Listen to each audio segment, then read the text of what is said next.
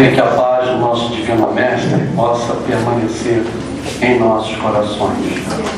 Antes de nós sairmos da nossa casa, nós, em conversa com a nossa esposa, vínhamos batendo papo, e interessante, quando chegamos aqui, eu me lembrei que tinha esquecido meus óculos. Aí ela me socorreu com os dela. E um fato curioso é que sempre que eu saio de casa para fazer algum estudo, alguma coisa, ela, olha o óculos, esqueceu? Não, dessa vez não foi possível. Bom, mas de qualquer maneira vamos então levar a efeito esse estudo da noite de hoje. Está previsto para as nossas reflexões o capítulo 5 do Evangelho segundo o Espiritismo, itens 8 a 10. E esse capítulo 5 é o capítulo que trata de bem-aventurados os aflitos. E nós vamos particularmente estudar as causas anteriores das aflições. Um ponto interessante, logo no início desse nosso estudo, é que nós, espíritas, costumamos trazer nas vicissitudes, nos problemas da vida que nós passamos, os sofrimentos, as dores, os desenganos, tudo isso, nós costumamos dizer assim: como é que isso aconteceu comigo? Isso é o meu karma, então fulano é o meu karma. Isso tem ligação com o meu passado, eu devia estar fazendo isso, aquilo, etc. Não é assim? Vez por outra, nós, espíritas, costumamos ligar uma situação qualquer das nossas vidas, principalmente quando elas nos trazem decepção, tristeza, sofrimento, com algo que nós pudéssemos ter praticado ou falado numa vida passada, num momento infeliz, e que agora, lei de causa e efeito, nos alcançando nessa presente encarnação, nós então estivéssemos passando, por essas vicissitudes. Procuramos então assim justificar dessa forma imperfeita as nossas dores, os sofrimentos por que passamos nesta vida. E antes de nós abordarmos o texto do Evangelho, no livro dos Espíritos, Kardec, na questão 258, ele perguntou assim aos Espíritos: no estado errante, antes de nova existência corpórea, o Espírito tem consciência e previsão do que lhe vai acontecer durante a vida? E os Espíritos responderam: ele mesmo escolhe o gênero de provas que deseja sofrer. Nisto consiste o seu livre-arbítrio. Então aqui, nessa resposta, nós percebemos que as provas por que passamos nesta vida, elas dizem respeito a um processo de escolha. Mas interessante quando nós falamos em provas e as expiações. Afinal de contas, nós estamos reencarnados no mundo de provas e de expiações. E as expiações, nós as escolhemos? Sim, podemos dizer assim. Na espiritualidade, os espíritos penitentes, isto é, os espíritos que se arrependeram dos erros cometidos, atingiram um grau de consciência, de sentimentos, podemos assim dizer, que diante de si mesmos e diante de Deus, eles aceitaram seus erros, compreenderam que erraram. São espíritos penitentes, como nós, espíritos que assumiram, digamos assim, um determinado grau de consciência e se submeteram a um processo reencarnatório de dores, né, de tristezas, de lágrimas, em virtude dos erros cometidos no passado. Então a gente pode perceber aqui que as expiações dizem sempre respeito a alguma coisa que a gente fez no nosso passado, algum erro, em virtude da nossa ignorância, vamos dizer assim. Éramos naqueles tempos muito insensíveis, o nosso senso da realidade era extremamente materialista. Nos aproximávamos das outras pessoas com o intuito de tirar proveito delas. Nos nossos amores, quando nos aproximávamos também deles, era para seduzi-los e logo depois os abandonar. E vivíamos assim, inconsequentes, ignorantes sim no poder que temos de amar como criaturas de Deus. Deus nos destinou à perfeição. Então, todos nós temos latente dentro de nós esse desejo de amar. Só que nós, naqueles tempos, e como agora também ocorre, nós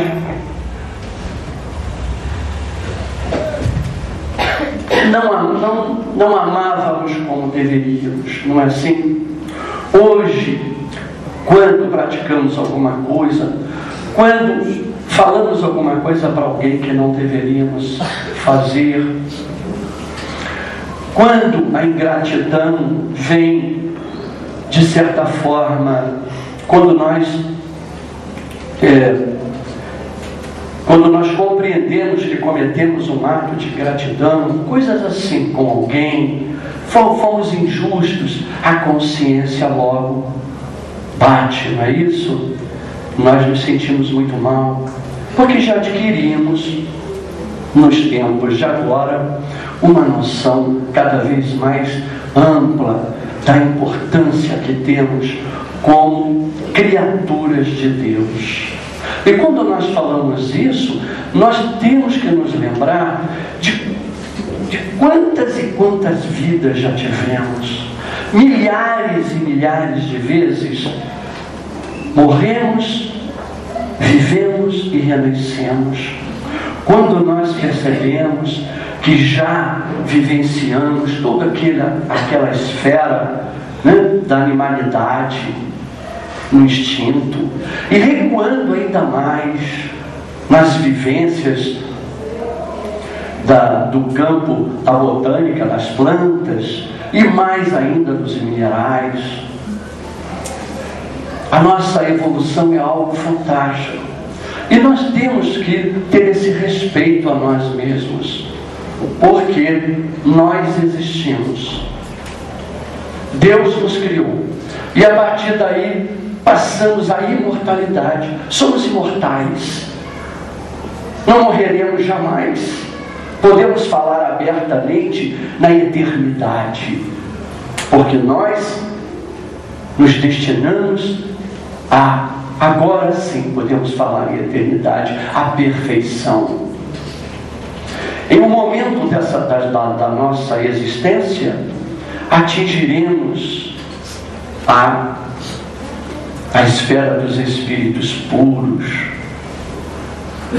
e ali compreenderemos toda a magnitude e a grandeza de Deus.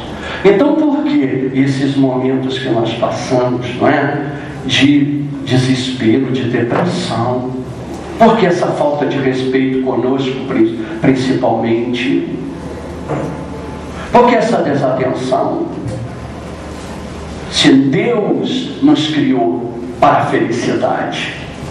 Então, muito interessante essas reflexões iniciais no estudo da noite de hoje.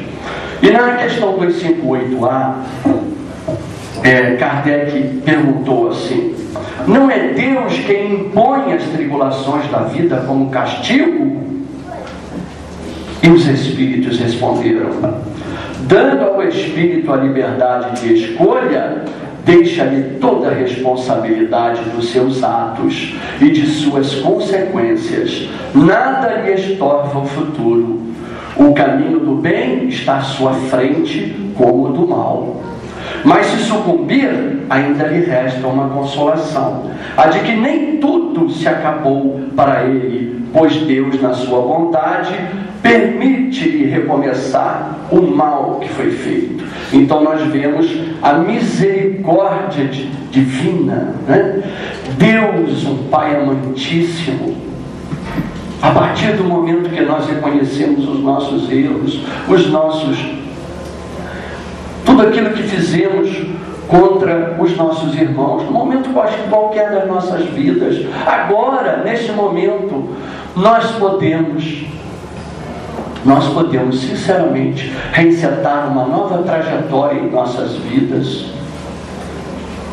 Poderemos, a partir desse exato momento, numa reflexão profunda, sermos mais felizes, à medida que estivermos mais comprometidos com a nossa evolução. A questão dos preconceitos, e são vários, os maus hábitos, o negativismo, essa coisa de a gente também querer que tudo aconteça como a gente quer, no momento que a gente quer, que as pessoas sejam como nós achamos que elas devam ser. Olha quantas coisas nos levam à tristeza, à infelicidade. Por essa falta, o espírito Hamed, nesse livro aqui, Renovando a Atitude, ele nos fala dessa falta do senso de realidade. As pessoas não são como nós desejamos que elas sejam, porque cada um de nós está na sua realidade própria da vida, diante da vida, no seu valor evolutivo, compreendendo aí todas as suas vivências, as suas experiências, as suas aquisições, as suas habilidades, não é? Então cada um de nós está no seu momento próprio. Um dia nós seremos mais sensíveis, mas no momento não é possível que sejamos assim. E é tão ruim quando nós ficamos julgando as pessoas, querendo que elas sejam assim, que tenham um pensamento como nós queremos, e nos excluímos por causa disso. Porque na medida que ficamos criticando sistematicamente os outros, não só o parceiro, não é? Na questão matrimonial, é uma coisa muito séria, de ficarmos toda hora acusando, colocando e fazendo reparações. Isso é muito ruim e causa transtornos muito sérios na questão da afinidade, na questão da interação, da compreensão que deve existir entre pessoas que se propõem a algo mais sério, a uma amizade, seja o que for. Então essas reflexões são muito interessantes nesse nosso estudo. Então ele diz aqui, né, nos dá a liberdade de escolher, deixa-nos a responsabilidade, claro. Então é a questão. Então, veja bem, todos esses sofrimentos, seja o que for, o sofrimento que a gente está passando, não importa que ela tenha, que seja uma expiação, isto é, estamos reparando alguma coisa do passado, ou que seja uma prova, algo que nós pedimos, porque as provas são assim, né? As provas têm essa feição da voluntariedade, nós queremos, nós nos submetemos a elas. E um ponto interessante é que as expiações, quer dizer, todos esses sofrimentos e as dores que nós passamos, que têm ligação no passado, quando elas são vivenciadas com resignação, com compreensão, com coragem, com perseverança, elas servem de provas para o futuro. Olha que coisa linda. Você está reparando, sim, alguma coisa que você fez numa vida passada, algo que você até pediu na espiritualidade, está sendo muito difícil. mais ela tem esse vigor,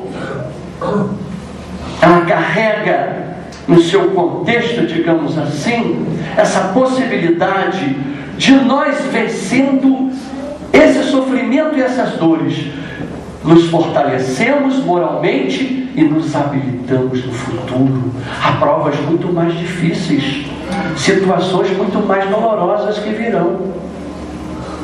Então Deus, na sua misericórdia e no seu amor por nós, nos possibilita resgatar as faltas cometidas, mas também vivenciando-as com compreensão, com resignação, nós nos habilitamos. Algo muito mais difícil, trazemos para nós novas conquistas no campo moral. E as provas? Também as provas que nós pedimos na espiritualidade. Algumas existem, nós vemos espíritos muito corajosos que pedem provas dificílimas na pobreza, mas a mais difícil das provas é a da riqueza, porque a riqueza nos leva ao ócio, à ociosidade. A riqueza nos leva ao orgulho exacerbado, ao egoísmo. Realmente, dentre as provas mais difíceis, certamente, nos dizem os Espíritos, elas estão envolvendo quase sempre a questão da riqueza, do dinheiro. Mas seja qual for as provas porque estejamos passando, as expiações, é importante nós ressaltarmos que nenhuma delas é insuportável. Nenhum sofrimento desta vida, nada, absolutamente nada. Tudo que nós passamos, podemos sim, temos a possibilidade de transpô-las, de vencê-las. Até mesmo porque nós temos os nossos guias espirituais. O nosso guia espiritual, né? Nós falamos muito no guia espiritual, mas nós temos uma infinidade de espíritos que nos acompanham. Quando nós fazemos o bem a alguém, por afinidade, não é?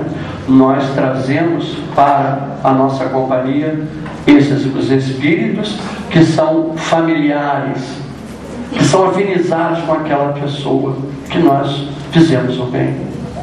É assim que a misericórdia de Deus atua. Prosseguindo ainda no nosso estudo, então, a confirmação, nós vemos a confirmação da existência da justiça divina, não é? Que criou leis imutáveis, que regulam nossos pensamentos, palavras e atos de conformidade com a lei de amor. Construímos nossos destinos, o nosso presente e o nosso futuro, minuto a minuto, ao influxo dessas leis de causa e efeito. Olha que coisa linda. Você pensa no bem, algo de maravilhoso vai te acontecer. Você fala no bem, você leva uma mensagem de carinho, de amor, de confiança, de aconselhamento. Essas leis atuando sobre nós a cada instante nos trazem para nós situações as mais favoráveis. E claro, os atos, como é importante a prática de um ato de caridade, de amor, de compreensão, de paciência, de tolerância. E por outro lado, as ações também infelizes, os pensamentos, as palavras, os atos que nós praticamos, muitas vezes graves, contra alguém, contra uma criatura qualquer, também essa lei atua sobre nós, naquele instante que nós assim agimos. E como nós somos criaturas muito falíveis, nós ficamos assim nessa marola, digamos, né? Uma hora nós pensamos bem, outra hora a gente fala uma coisa que não devia e fala, não é? Mas a lei está agindo. Então nós dizemos assim: a sorte existe? Não, absolutamente não. Ah, eu não dei sorte. Fulano, assim nós costumamos dizer, fulano não dá sorte. Nós costumamos justificar as dificuldades da nossa vida ou os sucessos com essa palavra: fulano é um sortudo. Não, não existe.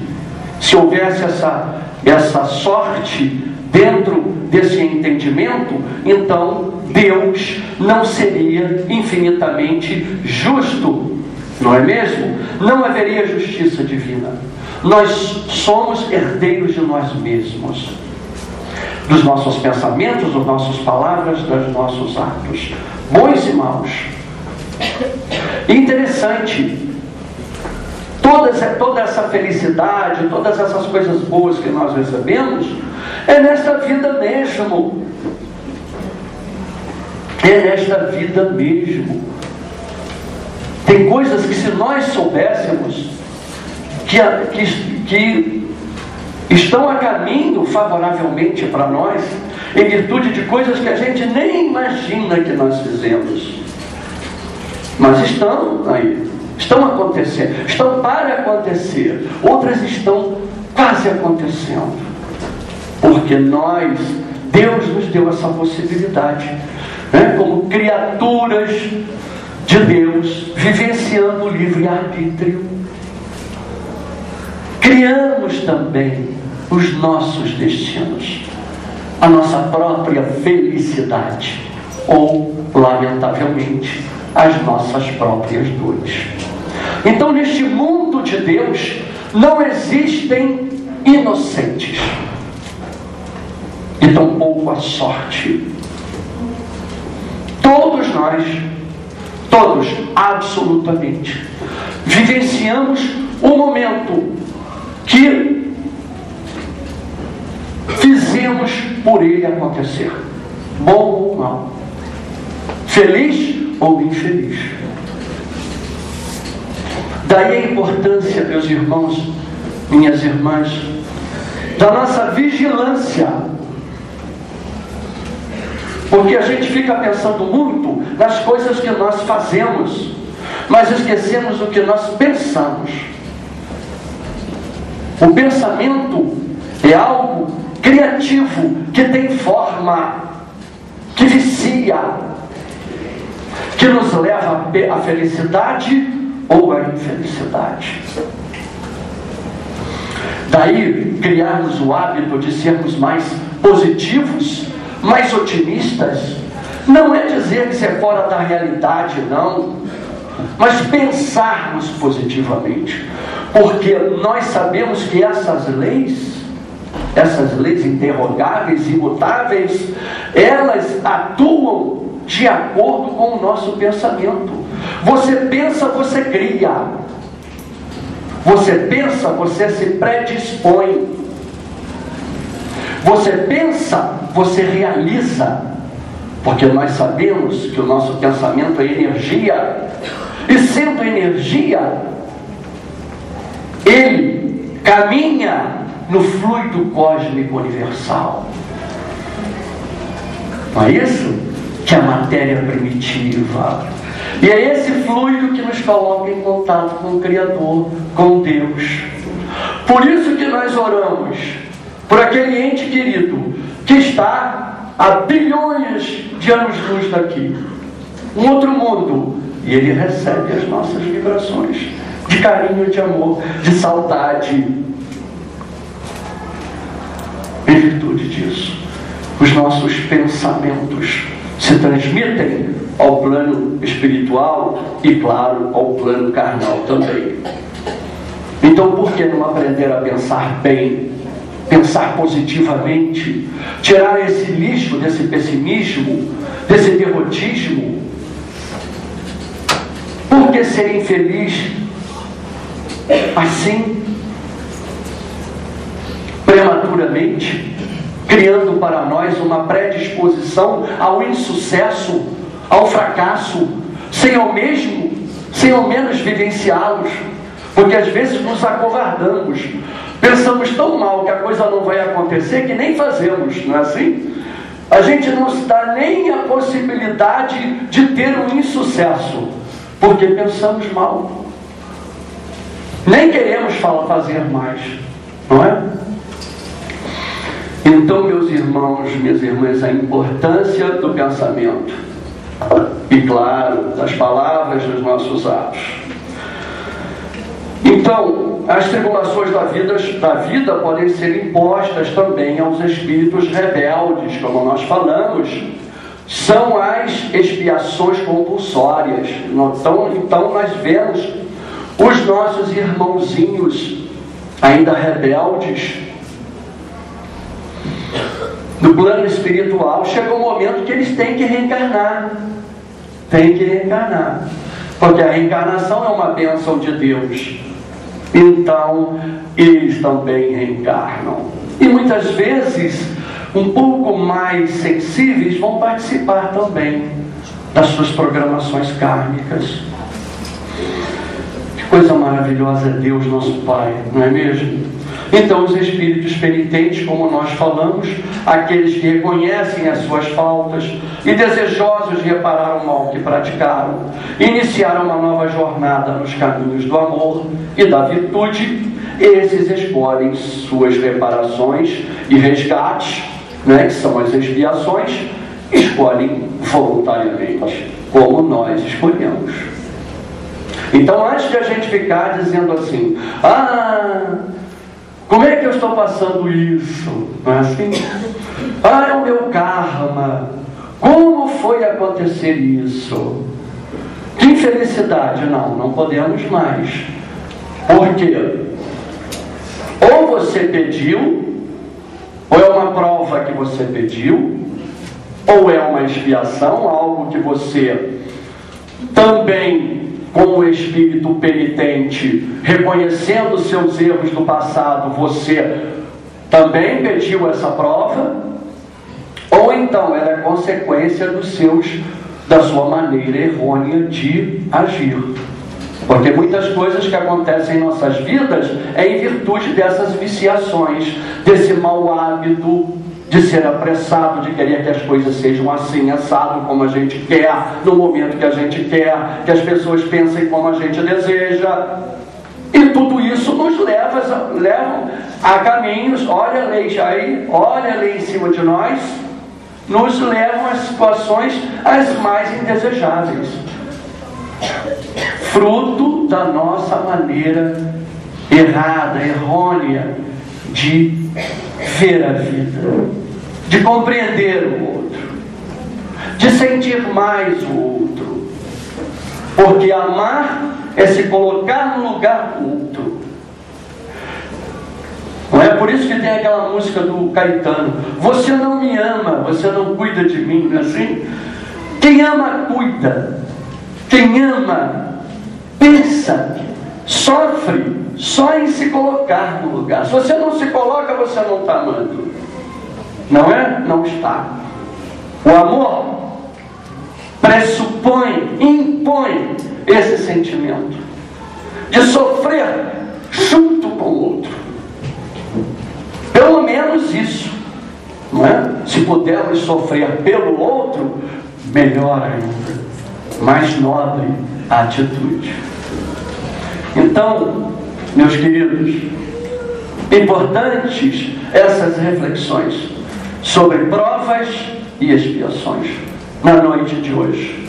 E quando nós falamos em provas e expiações, há algo inexorável, muito interessante nas nossas dores, nos nossos sofrimentos, sejam expiações, sejam provas.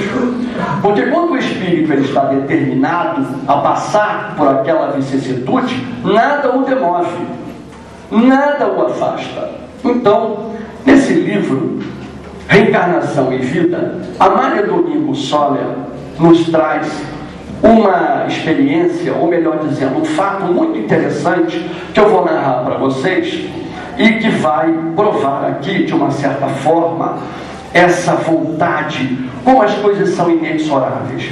Quando o Espírito está determinado a passar, ele pediu aquela prova, porque ele sabe que se ele não passar por aquela situação, ligada a um passado comprometedor, aquela expiação, agora nós sabemos, se ele não vivenciar aquela situação reparadora, ele não cresce espiritualmente. É como uma nódoa que o Espírito traz na sua organização perispiritual. Ele deseja crescer, porque ele sabe que foi criado para a perfeição, para a felicidade. Mas existe algo terrível em seu passado que lhe transtorna, que o torna infeliz. E ele pede uma prova reparadora para que finalmente, liberto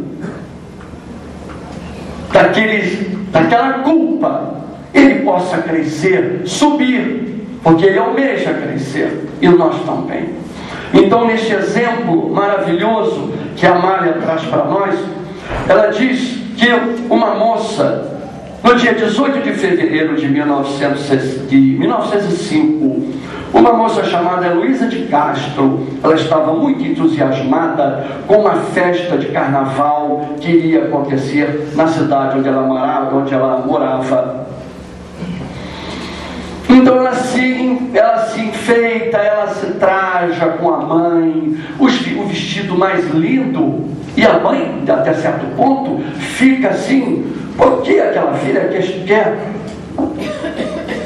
quer se enfeitar tanto, quer se embelezar tanto, se ela já era tão bonita? Mas por que aqueles vestidos, aquele vestido vistoso, as joias, o toque no cabelo? Então ela se veste com as suas melhores roupas e vai a Maiaguês, uma cidade próxima ali na Espanha, onde ela morava. Vai a uma cidadezinha próxima para comprar os seus trajes de rainha. Adornou-se e embelezou-se tanto que a mãe, assombrada, lhe diz: mas Heloísa, por que te enfeitas tanto? Pensas que vamos a alguma recepção?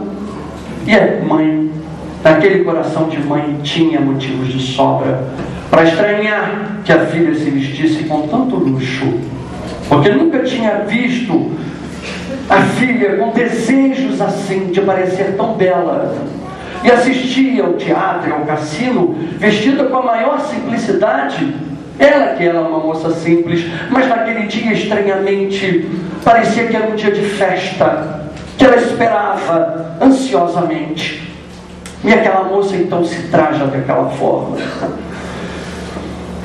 bela, lindíssima. Então sobe essa moça a um coche e dirigiram-se à cidade. Desgraçadamente, na estrada viu uma encruzilhada e um trem ali passava. Por ali passava. A mãe, vendo o trem que se aproximava, grita ao cocheiro para que se detivesse. Mas Heloísa, por sua vez, gritou: não, mamãe, não, mamãe, não há tempo. Mas houve tempo para que o trem destroçasse o pequeno coche e morresse em pedaços a infeliz Heloísa, salvando-se a mãe para lamentar com maior desconsolo a trágica morte da sua filha. Então, até a natureza parece que chorou ante tanto infortúnio, porque chovia torrencialmente quando o trem destroçou a carruagem onde ia a gentil Heloísa. Sua pobre mãe, então, não compreendendo nada, não é? E ela dizia: como minha filha, levando tantas relíquias, tantos relicários, imagens, não é? Uma pessoa católica, como ela, trazendo tanta proteção, os santinhos e tal, como aconteceu essas coisas e eu salvei. E ela vai a Maria Domingo Soler, que era uma médium sonambúlica. O espírito, alguns espíritos, principalmente do padre Germano, apareciam para ela e ditavam essas situações todas e outras informações. E ela, vendo e ouvindo o espírito, por sua vez, não é? Ditava o que o Espírito falava, e daí ela escreveu esse livro. Então, a Amália tem uma comunicação de um Espírito que fala o porquê que aquela moça tivera esse fim tão trágico. Numa existência passada, ela fora um rapaz muito bonito, muito sedutor, era um militar, e ele costumava seduzir todas as mulheres. E era difícil resistir a um assédio daquele homem, porque além de muito bonito, um corpo realmente muito bem feito, ele era um militar, se trajava muito bem, se expressava bem. Então ele estava numa cidade, e essa cidade ficou algum tempo sob o cerco de um outro exército. E ele então, para passar um tempo melhor, ele vai então e envolve uma moça de uma família abastada. Ele seduz essa moça. Então é assim o relato. Esteve longo tempo em uma populosa cidade, cercada por forças inimigas. Para entreter seus ócios, conquistou uma formosa jovem, pertencente a uma família de alta linhagem. A jovem cedeu a todas as suas exigências amorosas. Foi a escrava submissa de todos os seus caprichos. Não vivia mais que para amá-lo, delirava por ele. Quando estava muito feliz, as forças inimigas pediram tréguas. Firmou-se um tratado de paz e as tropas que haviam defendido a cidade receberam ordem de abandoná-la. O sedutor, olha então o trágico momento dela, mas dele, naquela encarnação infeliz. Ele diz então à sua pobre vítima: consagrei-te mais tempo do que habitualmente consagro às minhas aventuras galantes. Guardo de ti uma recordação muito agradável, mas como sou ave sem pouso, não esperes voltar a ver-me. Adeus. A jovem não lhe respondeu nenhuma palavra. No dia seguinte, vestiu-se com suas melhores roupas, adornou-se com suas preciosas joias, e sabendo por onde passaria o batalhão comandado por seu amante, subiu à torre de uma igreja, situada nos arredores da cidade. Quando viu que vinham os soldados, e lá também, junto à tropa, ela viu o seu amante, seu ex-amante. Jogou-se da torre, caindo justamente aos pés dele. Ele impressionou-se profundamente, sentiu profundo remorso ao ver aquele corpo destroçado por sua causa. Que louco espanto! Correu velozmente, fugindo do cadáver feito pedaços. E nós vemos que na espiritualidade ele então, completamente ralado de remorsos, ele, numa das incursões militares, ele praticamente se joga contra as tropas inimigas, pedindo a morte, né? Ele comete um ato ali de desatino e morre. E no plano espiritual ele se reencontra com aquele espírito que ele tanto infelicitara. E esse espírito tem uma atitude maravilhosa que nós temos que dizer aqui. Olha só o diálogo, quando ele com todo aquele remorso, dilacerando-lhe a alma, ele diante daquele espírito que na reencarnação anterior fora uma bela mulher, que ele desejara, que tudo fizera por ele, e recebera tanta ingratidão. Então ela diz assim: ontem amei teu corpo, hoje amo tua alma, e te salvarei, te regenerarei, porque para salvar-te e para regenerar-te, joguei-me a teus pés. Olha só. Para impressionar-te, despertar teu sentimento, e para afogar tuas paixões, fazendo que te arrependesses. Nunca te deixarei, nem em sonhos, nem em vigília, nem no auge do prazer, nem no abismo da dor. Continua pagando tuas dívidas, que já muitas contraístes, e ao saldar tuas contas, te esperam meus braços espirituais, que serão sempre teu refúgio e teu corpo de salvação. Olha o perdão, que coisa maravilhosa. O filho de Marte encarnou diversas vezes na terra, sempre descontente consigo mesmo, sempre triste. Seu remorso era um fogo lento que nunca se apagava, até que se decidiu a sofrer a mesma sorte que teve a vítima de sua indiferença. Por isso não o podiam salvar, nem as relíquias, nem os relicários, nem amuletos, pois quando o espírito firma sua sentença de morte, não há salvação possível, nem ele deseja.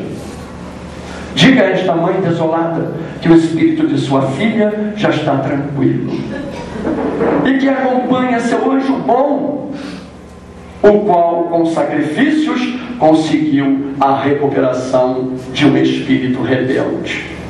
Então, meus irmãos, minhas irmãs, nesse relato maravilhoso nós vemos, né, essa moça linda, mas naquele dia ela certamente, naquela noite que antecedeu a tragédia, ela fora levada aos seus guias espirituais, aos espíritos amigos, certamente que patrocinaram a sua reencarnação, lembrando a ela que no dia seguinte, aquela grande prova, mas ao mesmo tempo a sua definitiva libertação daquele erro, daquele momento infeliz no seu passado, a possibilidade de reparar o infortúnio que ela cometera, aquela pobre jovem que não deixara nunca de amá-lo, que tudo fizera para a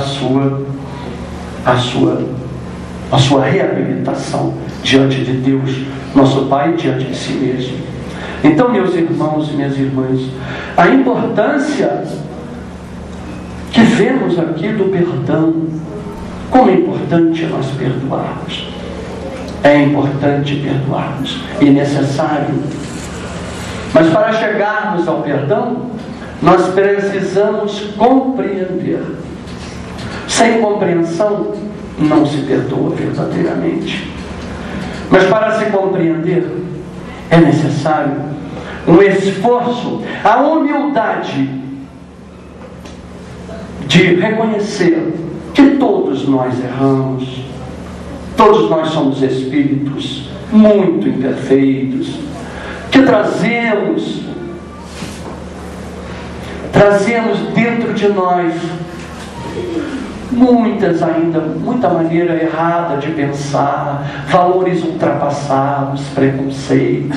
São coisas difíceis da gente se libertar de uma hora para outra. Mas é necessária essa perseverança. Daí a importância de estarmos sempre vigilantes e dizendo assim: eu quero me melhorar, eu desejo ser uma pessoa melhor, porque nós não seremos mais felizes se estivermos sempre nesse posicionamento de incompreensão diante dos erros dos outros. E hoje a medicina vem trazer para nós, já está comprovada, a ciência médica tem muitos experimentos e conclusões que levam a que muitas doenças acometidas que nos acometem nos tempos atuais é dessa mágoa que a gente traz dentro do coração. Não aprendemos ainda, não aprendemos a compreender. Então fica aquele ressentimento, aquela mágoa. E esse ressentimento, essa mágoa que nos leva a sermos infelizes. a nos excluirmos do convívio com outras pessoas, até mesmo na família. Ocorre muito isso. Ah, fulano, festa de aniversário, fulano vai? Não, então eu não vou. Não vou. Mas você é tia de fulano, etc. Há uma relação. Não vou. E se ele vai ou ela vai, eu não vou. Nos excluímos. E como seria bom se nós fôssemos aquele aniversário, aquela festa, nós nos encontraríamos ali com aquela pessoa que nós temos tanta aversão. Mas agora, vendo aquela pessoa de uma outra forma, compreendendo-a um pouco mais, nós nos predispomos a um entendimento. E a festa, então nós comparecemos com o coração mais aberto ao diálogo. Por que não?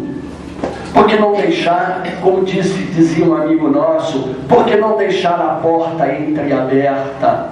Porque esse desejo sempre de fechá-la, de trancar, sem dar ao outro a oportunidade de abri-la, e abrindo-a, se colocar para nós, pedir perdão,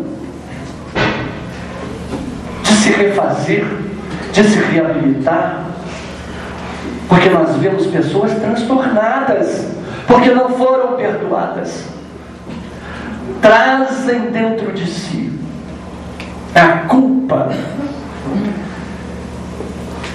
E numa outra oportunidade nós vamos falar sobre culpa. Estamos terminando, né? Eu até me coloco aqui a direção da casa.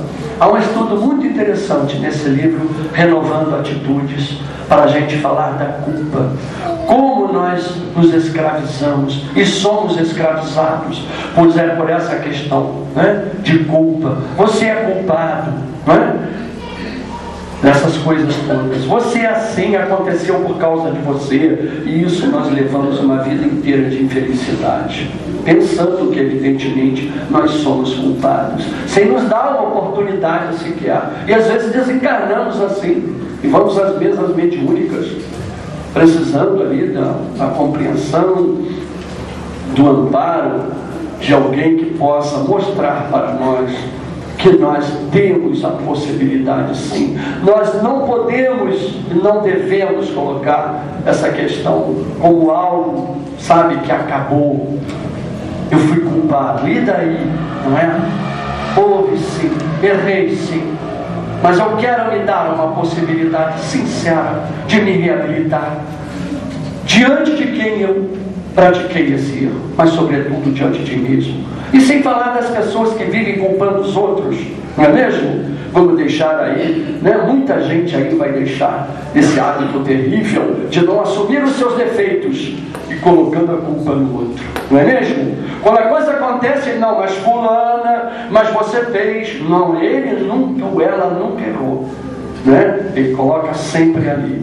É algo terrível que nos leva a situações muito infelizes. Então, meus irmãos, minhas irmãs, para terminar, eu que também, como Gilberto, sou um amante da poesia, não tenho essa memória que ele tem, embora ele seja mais velho que eu, mas eu não tenho, então eu vou dizer aqui.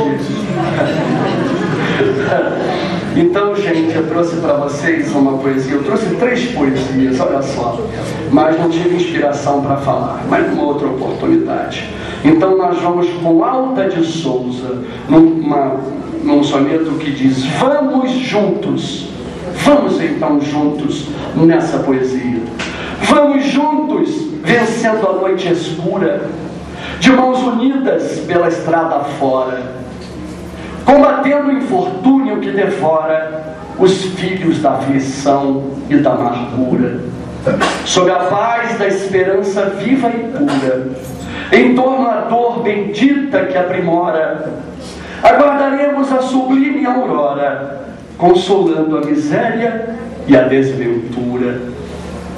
Amados, não temais a treva estranha, escalemos o topo da montanha, de coração cansado ao desabrigo. Fim da noite de angústia e de saudade, chegaremos em plena eternidade ao lar eterno do divino amigo. Muita paz.